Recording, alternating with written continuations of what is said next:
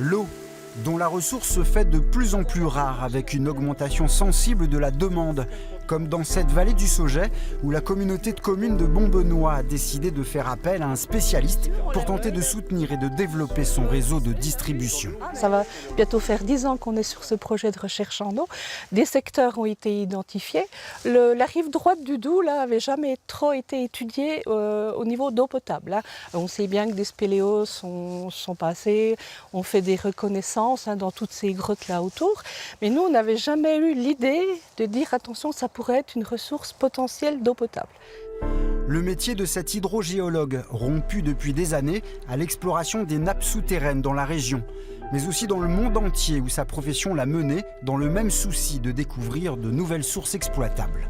On est ici à un gouffre qui s'appelle le gouffre du Sombrenon, exploré donc jusqu'à 11 mètres de profondeur par les spéléos, bien sûr, et qui correspond à un réseau de galeries qui est un peu plus haut, où on a toute une série de puits qui ont été explorés, de puits noyés, jusqu'à des profondeurs de 40 mètres. Et cet ensemble-là est apparu très vite comme à proximité des consommateurs et manifestement toujours en eau, même en période d'extrême sécheresse comme actuellement. La découverte d'un nouveau point de captage à quelques mètres à peine d'une rivière, le Doubs presque entièrement vidé de son eau. Une opération rendue possible notamment grâce à la compétence de spéléologues. Le monde souterrain, finalement, peu de personnes l'imaginent et l'appréhendent. Et ça nous permet donc justement d'avoir un accès direct à toutes ces rivières souterraines qui intéressent beaucoup les gens maintenant en période de sécheresse, évidemment. On se dit que ces réserves souterraines qui existent, on le sait, on en est témoin, existent aussi ailleurs, même si les spéléos n'y sont pas allés, qu'il y a des ressources nouvelles à explorer dans ces périodes difficiles de sécheresse qui vont sans doute s'exagérer. Un patrimoine naturel encore intact, dont il nous manque à ce jour une topographie exhaustive. Des réserves potentielles dont l'ingénieur revendique l'intérêt capital pour l'avenir. On a capté jusque-là, la plupart du temps, c'est des eaux qui se voyaient. C'est-à-dire un puits dans les alluvions d'une rivière, ici beaucoup les eaux superficielles qui sont directement captées, le pays de Montbéliard pompe dans le Doubs.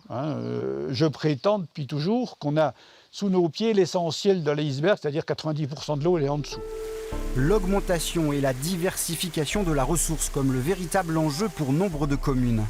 Une responsabilité à laquelle l'État refuserait aujourd'hui de prendre toute sa part, préférant poursuivre sa politique de collecte de fonds auprès des gestionnaires de l'eau. Une manne de 200 millions par an collectée dans le cadre de la résorption de la dette. Je trouve irresponsable d'amputer des budgets de l'eau au moment où on a un changement climatique. Il faut laisser le prix de l'eau, l'argent de l'eau au niveau de l'eau, nous en avons trop besoin sur l'ensemble de nos collectivités. L'eau, trop souvent considérée comme une ressource financière, plutôt qu'un investissement pour notre avenir.